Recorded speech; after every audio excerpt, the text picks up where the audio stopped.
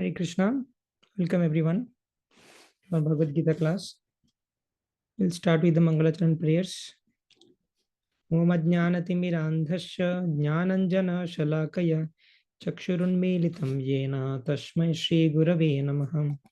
Shri Chaitanya Manobhishtam Sthapitam Yena Bhutale Swayam Rupa Kadamahyam Dadati Padantikam Vandeham Shri Guru Shri Yuta Padakamalam Shri Gurun Vaishnavamscha Shri Rupam Shagrajatam Shahagana Raghunathanvitam Tam Sajivam Sadvaitam Shavadhutam Parijana Shahitam Krishna Chaitanya Devam Shri Radha Krishna Padan Shahagana Lalita Shri Vishakhan Vitamscha Nama Om Vishnu Padaya Krishna Pristhaya Bhutale Srimate Bhakti Vedanta Swami Niti Namine Namaste Saraswate Deve Gauravani Pracharine Nirvishesha Shunyavadi Paschatya Deshatarine Vancha Kalpatarubhyascha Kripa Sindhubhya Evacha Patitanam Pavanebhyo Vishnavebhyo Namo Namaha Namo Mahavadanyaya Krishna Prema Pradayate Krishnaya Krishna Chaitanya Namne Gauratvishe Namaha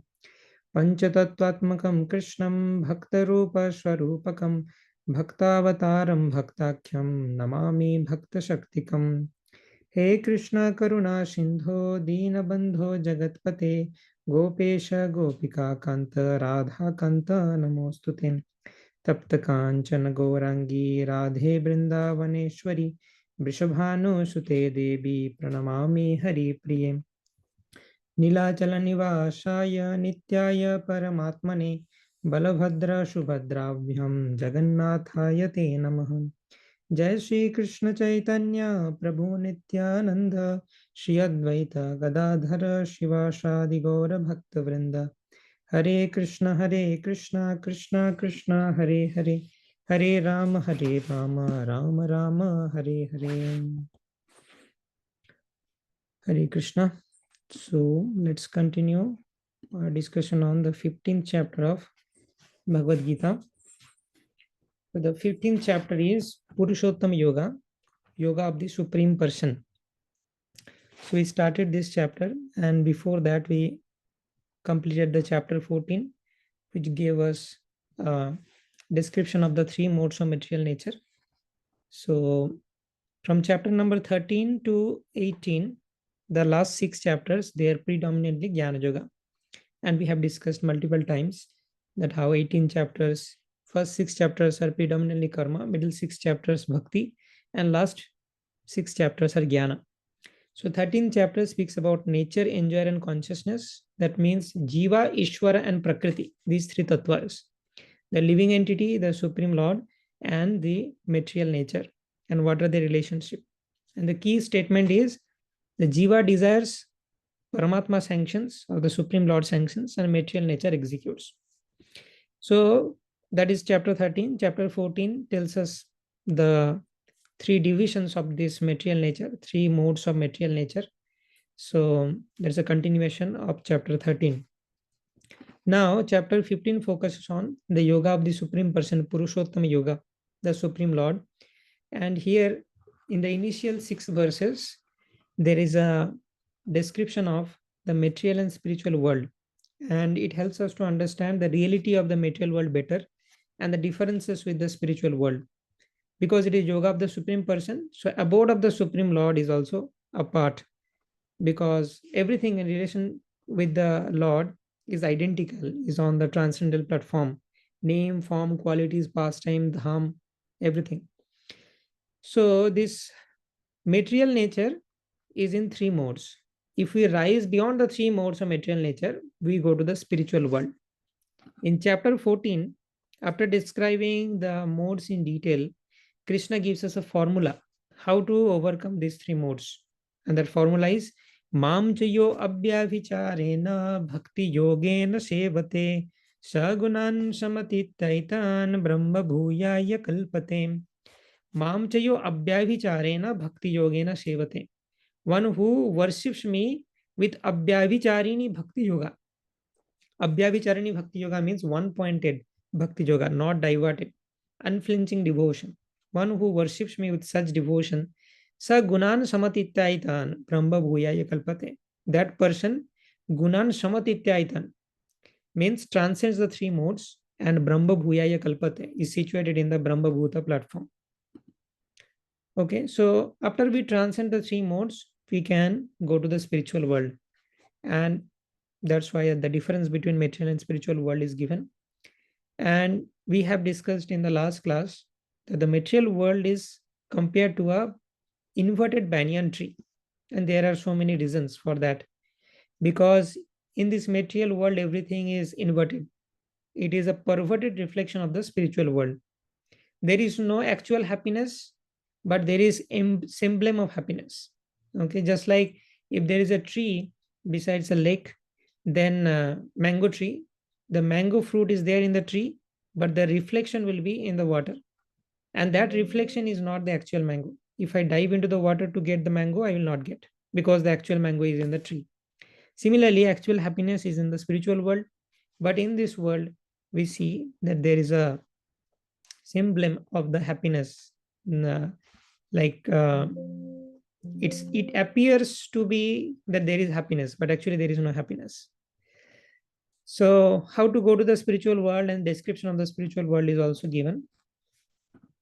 So let's do a quick recap. So first of all, this speaks about the inverted banyan tree, the first verse, and then description of that banyan tree. Those who are free from false prestige, illusion, false association, who understand the eternal, who are done with material lust, who are freed from the dualities of happiness and distress, and who unbewildered know how to surrender unto the Supreme Person, attain to that eternal kingdom. So this is the qualification one has to gain to enter into that eternal kingdom. And that is possible by surrendering unto the Supreme Lord. And that surrender is possible when we transcend the three modes. Mamchayo abhyavicharena bhakti yogena shevate. Shagunan samati taitan brahma bhuyaya kalpate. So our devotion should be one pointed.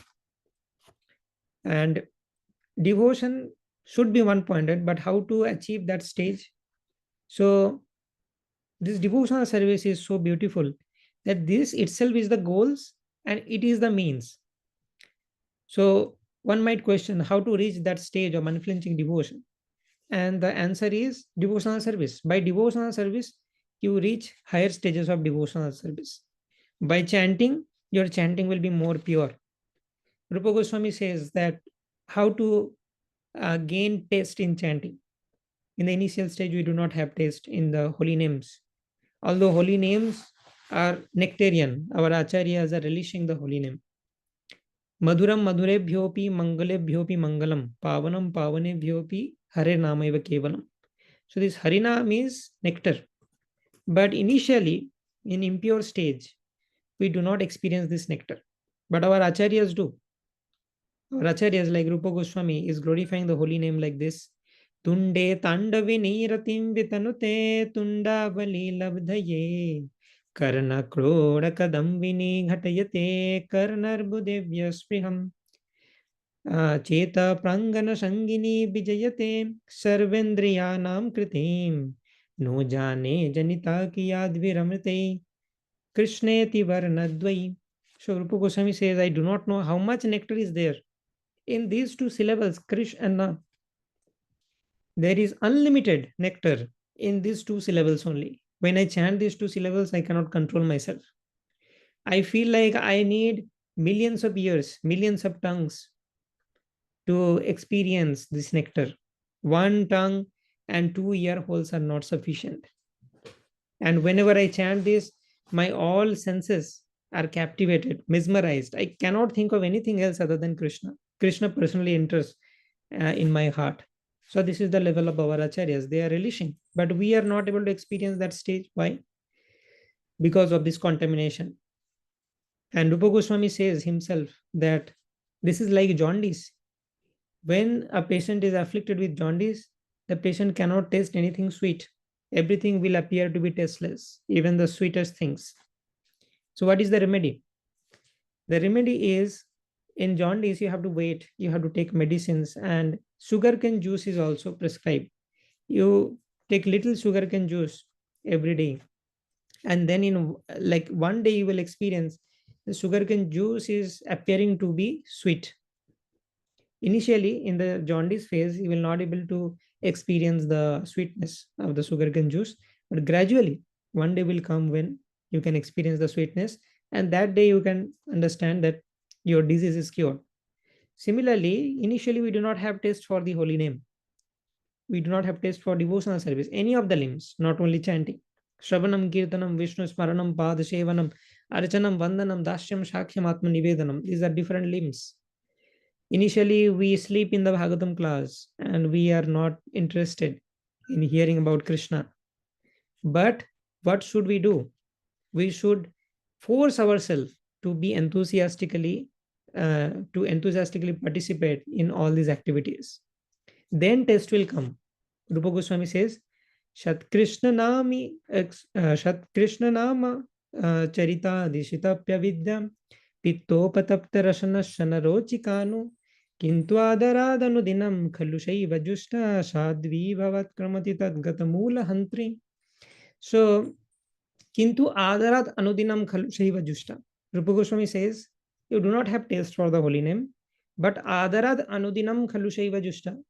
But Adarat, carefully, by taking care, you pursue that activity. Carefully pursue that activity day after day.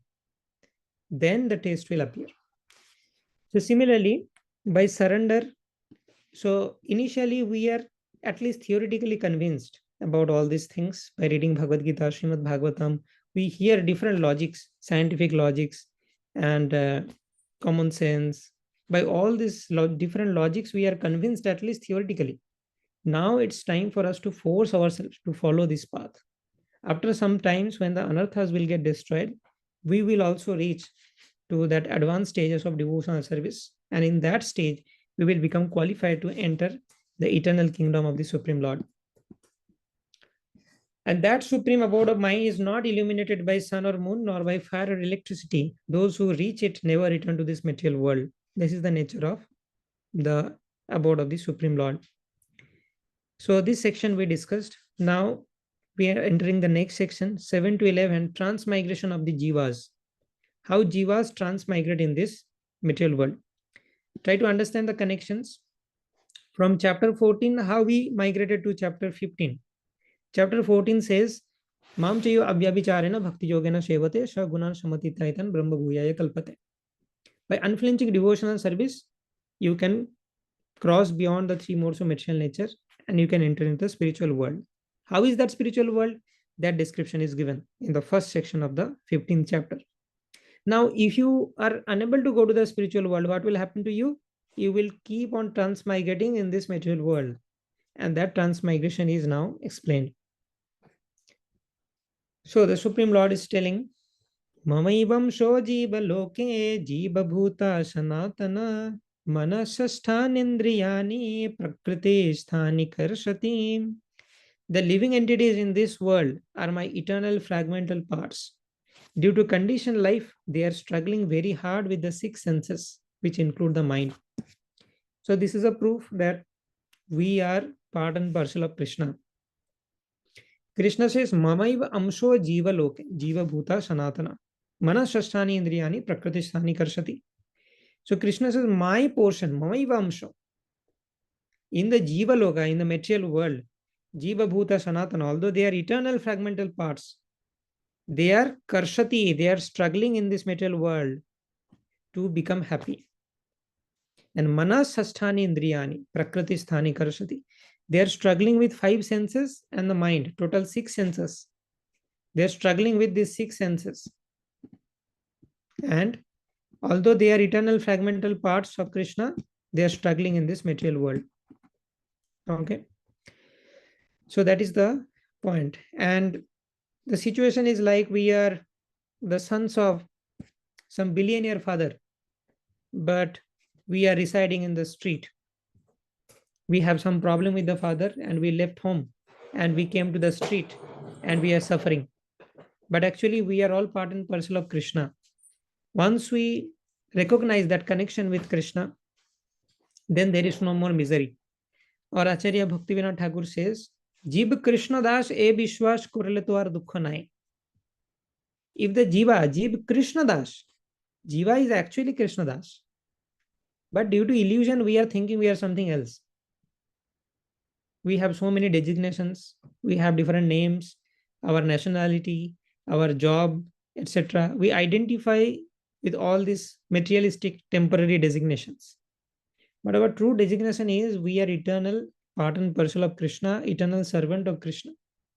Once we firmly believe that, once we are convinced about that, Jeev Krishnadas, a Bishwash, Bhaktivinoda Thakur says, if the Jiva firmly believes this, that I am eternal servant of Krishna, Korletwar Dukkhanai, there is no misery anymore.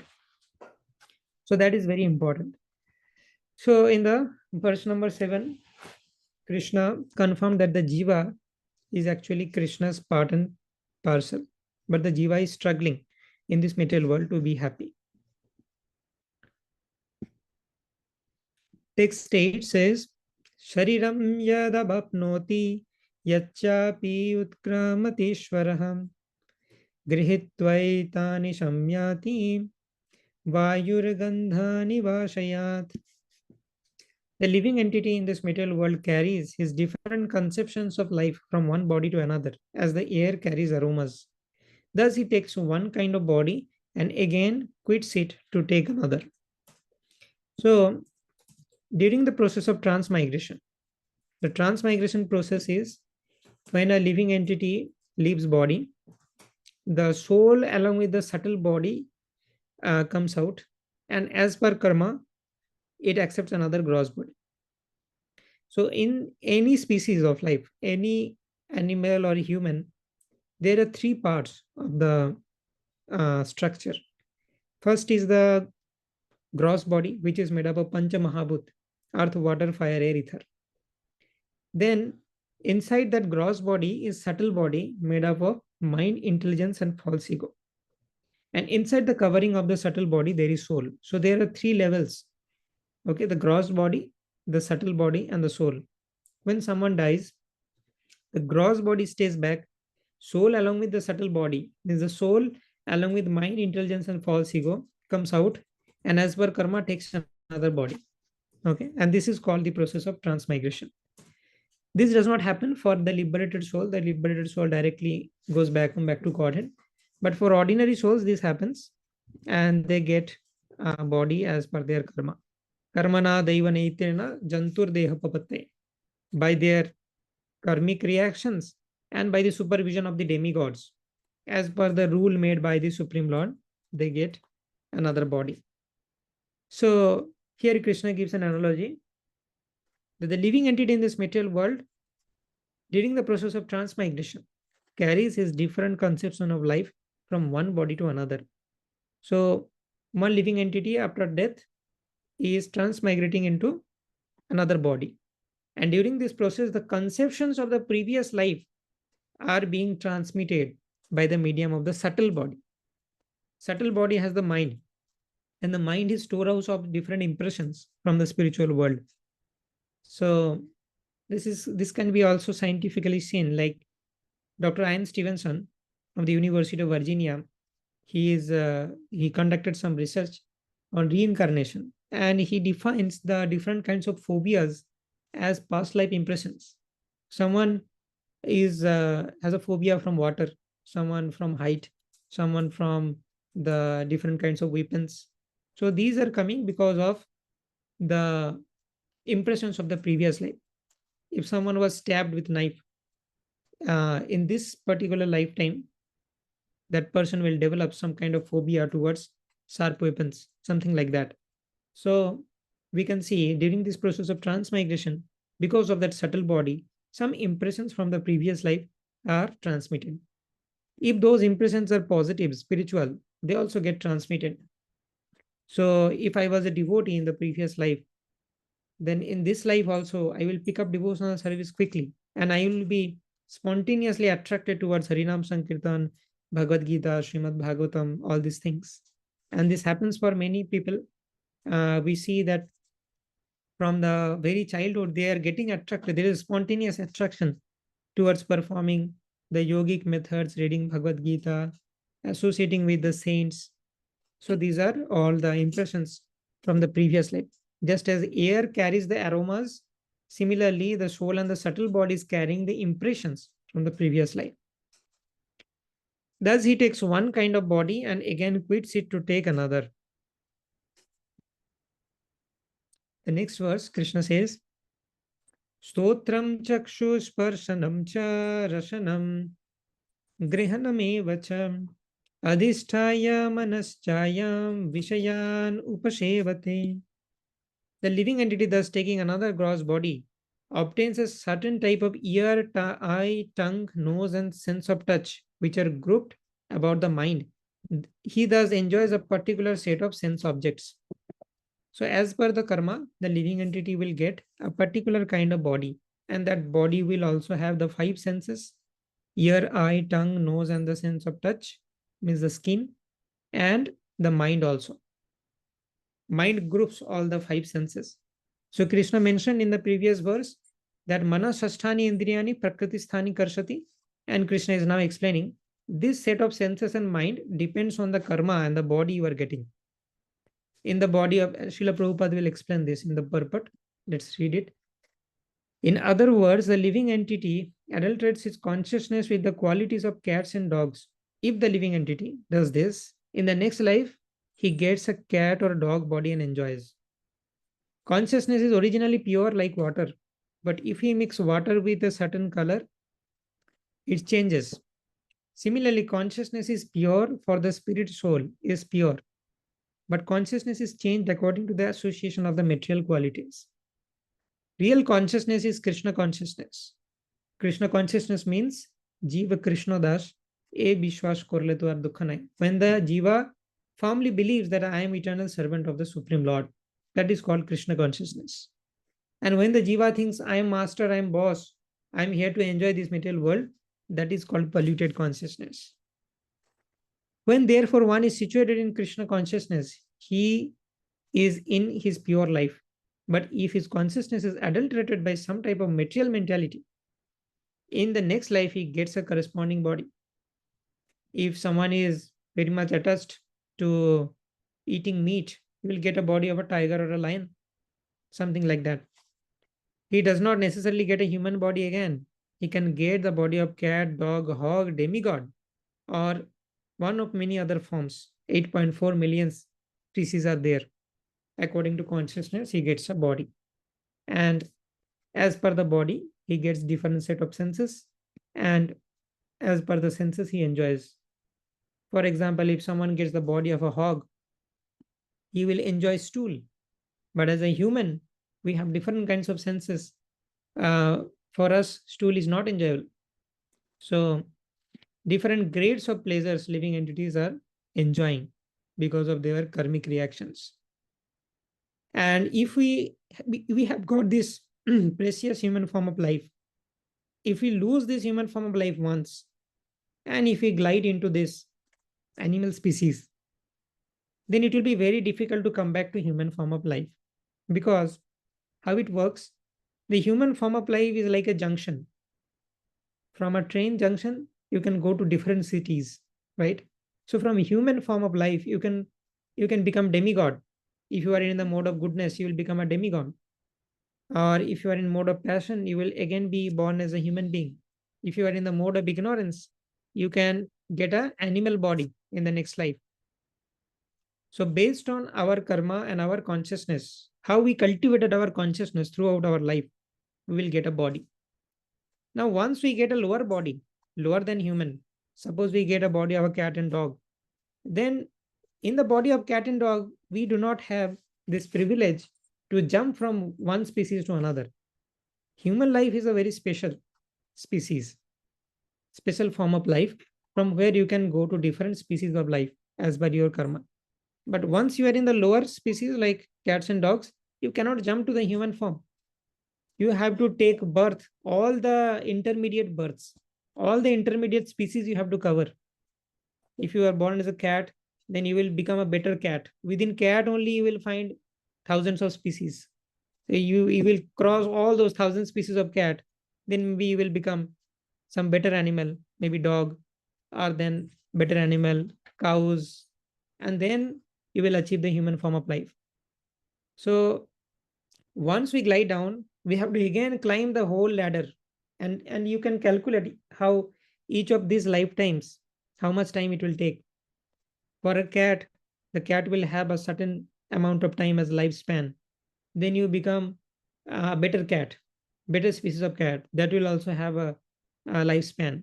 So if you add them, it will be millions of years to come back to the human form again. So therefore, Shastra says us very emphatically about the importance of human life. The Vedanta Sutras, the first sutra, Vedanta Sutra, is Athato Brahma Jigyasa. Now you have got this human form of life, so do Brahma Jigyasa, not any other activities. And this Vedanta Sutra means Srimad Bhagavatam, Bhagavad Gita, because Gita is the essence of all scriptures. Sarva Punishado Gavo Dugdha Gopala Nandana Vatsa Partha Sudhir Vagda Dugdham Gita Mritam Mahat. So this is reading Bhagavad Gita, reading Srimad Bhagavatam, chanting, worshipping the Supreme Lord. These are the activities like a human being. These are the speciality of a human being. Otherwise, we are no better than animals. आहार निद्रा भय मैथुनम च समानम एतत् पशुभिः नराणाम धर्मो हि तेषाम् अधिको विशेषो धर्मेण हीना पशुभिः समान.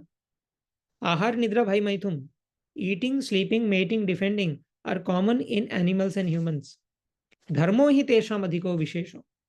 This dharma, the spiritual practices that differentiate a human being from an animal. And if someone is dharmena hina, means someone is not practicing these spiritual practices, pashuvi shamana, that human being is equal to an animal. Manushya rupena mrigas charanti. That particular living entity cannot be called a human. He may have two legs, but actually he is an animal. So this is how Shastras say. Srimad Bhagavat is also saying, Nrideham adyam sulabham sudurlabham plavam sukalpam guru karnadharam mayanukulena navashvatiritam puman bhavabdim nataret satmaha. So Srimad Bhagavatam is telling, Nrideham adyam sulabham sudurlabham. This Nrideha, Nri means Nara, means the human birth, is Sudurlabham. And we have got this. Sudurlabham is very rare.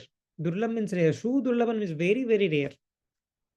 Out of this 8.4 million species, only 4 lakhs are human. And then within human also we have 4 lakh grades of consciousness. But it is very rare. But we have got this human form of life now. Plabam Sukalpam Guru Karnadharam. Plabam Sukalpam. This is a very nicely designed boat to cross over the material ocean. This material ocean of suffering, we can cross with the boat of human form of life. The human form of life is well designed to cross this material ocean. In the Damodarastakam we have seen, Namo Deva Damodar Ananta Vishnu Prashida Prabho Dukkha Jalabdhi Magnam. We are in the ocean of sufferings in this material world. And with the human form of life, we can cross over that ocean by the help of Guru. Guru Karnadharam. Guru is directing you as a captain of that boat. We are in a proper parampara, Brahma Mada Gaudiya Sampradaya. Our parampara starts with Krishna, then Brahma, Narada Muni, Vyasadev, Madhvacharya, Madhavendra Puri, Ishwara Puri, Lord Chaitanya Mahaprabhu. Again, the Supreme Lord appeared in our parampara, then the 6 Goswamis. Then we have different acharyas like Narottam Das Thakur, Srinivas Acharya, Shyamananda Pandit, Vishwanath Chakravarti Thakur, Jagannath Das Babaji Maharaj, Bhakti Vinod Thakur, Gaur Kishore Das Babaji Maharaj, and Bhakti Siddhanta Saraswati Thakur, Srila Prabhupada, and Srila Prabhupada's disciples. Currently, we have acharyas. So all these acharyas, scriptures, they are helping us. Guru Karnadharam, they are directing us as captain of that boat. How to drive this human form of life. Follow the 4 regulative principles. Do A, B, C, D, E in Bhakti. Association, books, chanting, DT, diet, dham. So they are guiding us, giving us direction. Guru Karnadharam. Mayanukulena Navashvatiritam. So we have got a well-designed boat. We have got a capable captain like our acharyas and our guru. And we have got favorable winds that is supporting the boat like the Sadhu Sangha, Vaishnava Association, and the Sastras. In spite of getting all these facilities, if you are not able to cross this material ocean of suffering, then Puman Bhavabdim na taret sa atmaha. If someone is na taret, if someone is not overcoming this ocean, in spite of getting all these facilities, sa atmaha, that person is killing himself. Nobody can save that person. In spite of getting such facility, if you are not able to utilize that. So this is how the human form is glorified in the scriptures. The demigods also want human birth because in Swargaloka there is too much enjoyment. They cannot perform devotional service nicely. But human life, human form of life is perfect for devotional service. Durlabho manusho deho dehinam shanabangura tatrapi durlabham manne vaikuntha priya darshanam. Durlabha manusho deho. Srimad Bhagavatam says again, this human birth is durlabh, rare. Dehinam kshanabhangura, and this is fragile also. Any day, any time, this human form of life will be snatched away from you. So many accidents are happening around. Rarely someone completes the total lifespan. Many people are dying immaturely, prematurely. Okay, accidents are so prevalent in this world. Padam padam jat vipadam natesham. At every step there is danger. So we have got this human form of life, but it is shana bhangura, it is very fragile. Anytime it can go away. Tatrapi durlabham manne vaikuntha priya darshanam. So getting the human form of life is very rare. And even rarer than getting a human form of life is getting Vaishnava association in that human form of life. We are equipped with such Sukriti that we are able to put our faith into the words of a Vaishnava. This is very rare. There are so many human beings are there in this world. Rarely someone can put their faith on the words of Vaishnava and follow the Vaishnava path. So we have got that opportunity also. Now, if we lose that opportunity, then nobody can save us. So, text 10, the Lord says, Utkramantam sthitam vapi bhunjanam gabagunanvitam vimulananupashyanti pashyanti yana chakshusha. The foolish cannot understand how a living entity can quit his body, nor can they understand what sort of body he enjoys under the spells of the three modes of material nature. But one whose eyes are trained in knowledge can see all this. So a normal person cannot understand the working of Maya or illusory potency of the Supreme Lord.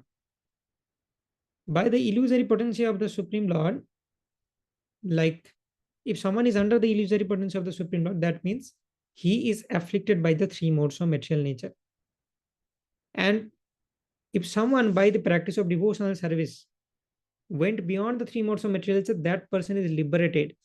That person can see things as it is by Jnana Chakshu. The Jnana Chakshu is opened. And this is the task of a guru. Om Ajnana Timirandhasya Jnananjana Shalakaya Chakshur Unmilitam Yena. Chakshur Unmilitam. Guru opens our eyes. Guru teaches us to see things properly. Otherwise, we are under the spell of the three modes of material nature. And three modes of material nature is like, you can imagine it like different colors of different glasses, colored glasses, like mode of goodness, passion, ignorance, like yellow glass, red glass, blue glass, like that. If you have colored glasses in front of your eyes, you will not see the world as it is. So Guru clears that. Chakshurunmilitam jena tasmai Shri Gurave Namaha. So a foolish person cannot understand this. And who is not foolish? Je Krishna bhaje se bada chatur. If one is worshipping Krishna, that is the sign of intelligence. Intelligence is not that I have cracked so many exams, competitive exams, I have secured a good rank, and I am doing Ph.D. These are not signs of intelligence. One may do Ph.D, one may be a professor, one may be a Nobel laureate, but still the person is under the illusory spell of Maya. Maya is still making him foolish. Maya is still cheating that person. And what is this cheating? The cheating is Maya is making you believe that you can find happiness in this world. That is the biggest form of cheating. One who reads this chapter 15 of Bhagavad Gita will understand that in this material world there is no happiness. It's a perverted reflection. The actual happiness is in the spiritual world. Okay. So we have to train ourselves in knowledge. This training is very essential. And this training in knowledge means we have to read scriptures and understand scriptures. And we have to understand from a Vaishnava in the disciplic succession, just like Srila Prabhupada. Srila Prabhupada has given us the purports. We have to read the purports again and again, and we have to understand. The word Jnana Chakshusha is very significant. Without knowledge, one cannot understand how a living entity lives his present body, nor what form of body he is going to take in the next life, nor even why he is living in a particular type of body. This requires great amount of knowledge understood from Bhagavad Gita and similar literatures, heard from a bona fide spiritual master. Bona fide spiritual master means from a bona fide sampradaya. And what is a bona fide sampradaya? Krishna should be in the beginning. And Krishna and there should be an unbroken chain of disciplic succession. We have that in the Brahmavada Gaudiya Sampradaya. One who is trained to perceive all these things is fortunate. Every living entity is quitting his body under certain circumstances. He is living under certain circumstances and he is enjoying under certain circumstances under the spell of material nature. As a result, he is suffering different kinds of happiness and distress. Under the illusion of sense enjoyment, persons who are everlastingly fooled by lust and desire lose all power to understand their change of body and their stay in particular body. They cannot comprehend it. All these philosophies, transmigration of the soul and all, foolish people cannot understand. Those who are under the spell of Maya. Those who have developed spiritual knowledge, however, can see that the spirit is different from the body and is changing its body and enjoying in different ways. So the ABC of spiritual life is when we recognize that we are not this body, we are soul. Therefore, that is the first teaching Krishna gives in chapter 2.13.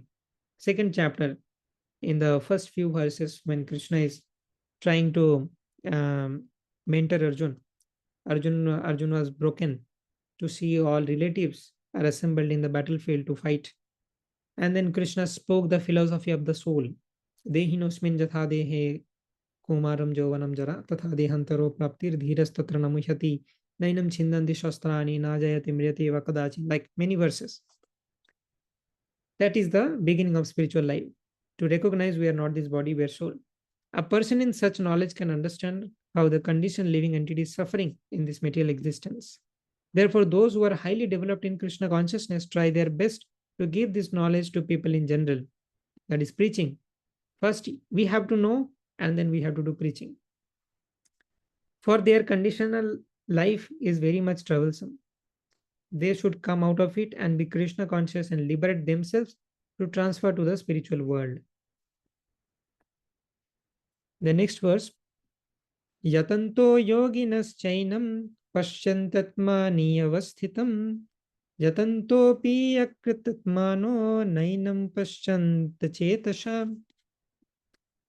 The endeavoring transcendentalists who are situated in self-realization can see all this clearly because their Gyan Chakshu is open.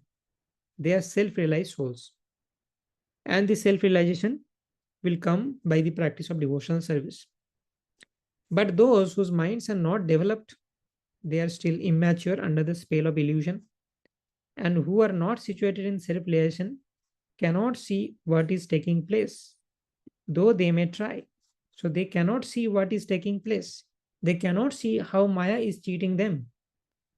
They are being cheated again and again. Still, they are keeping another faith that this time I was not successful to become happy in this material world. Next time I have some plan, I will become successful in this material world. They do not know that the design of the material world is Dukkhalayam Ashashvatam. The manufacturer has labeled this material world that you cannot find happiness. This is full of misery, dukkhalayam. And if you get some happiness, that is asashvatam. That is very temporary. 99% dukkha and 1% happiness, that is also flickering. This is the nature of this material world. So better not to search any happiness in this world. There is infinite source of happiness in Krishna, and we should try to connect with Krishna. There are many transcendentalists on the path of spiritual realization, but one who is not situated in self-realization cannot see how things are changing in the body of the living entity. The word yogina is significant in this connection. Yogina means the self-realized souls who are practicing yoga. In the present day, there are many so-called yogis.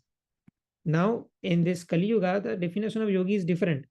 One who is doing bodily gymnastics is considered to be a yogi, but that is not the definition. That's not the Vedic definition.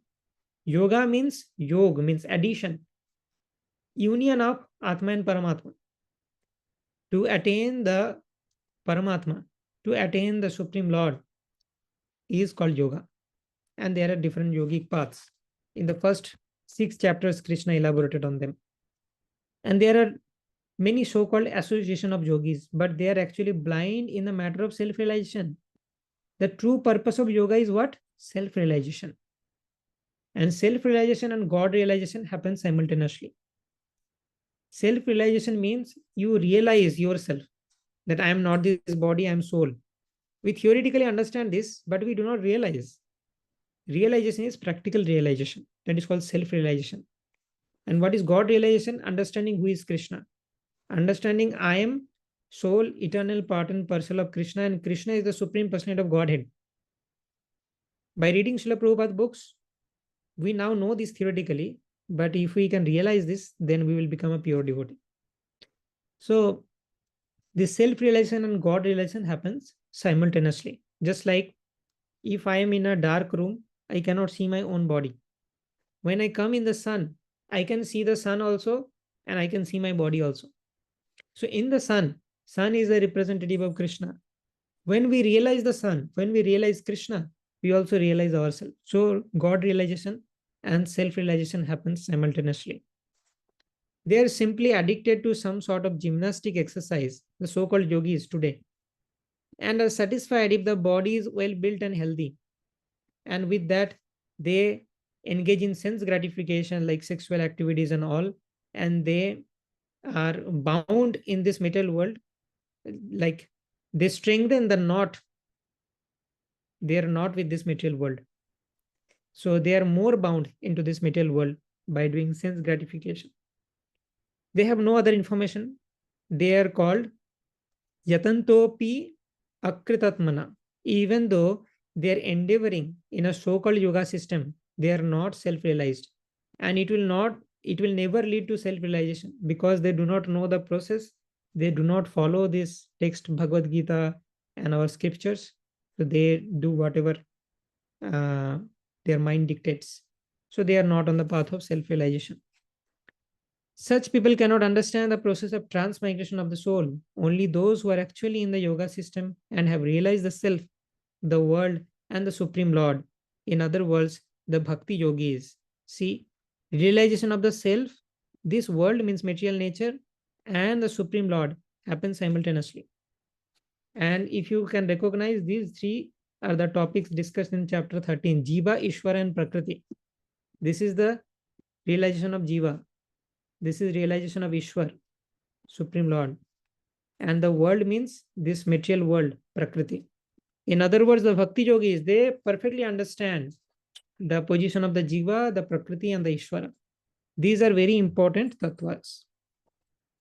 Those engaged in pure devotion service in Krishna consciousness can understand how things are taking place. Okay. So today we completed this section, transmigration of the Jivas, but that is only possible to realize for self-realized souls who are trained properly in knowledge and devotion service. Now we will see the next section in the next class, appreciating Krishna's position as our maintainer. So the Jivas who do not go to the spiritual world, they transmigrate in this world. But what is hope for them? If they can appreciate Krishna's position as their maintainer, there is some hope. They can also attain the liberated stage. So we'll continue that in the next class. If you have any questions, we can take.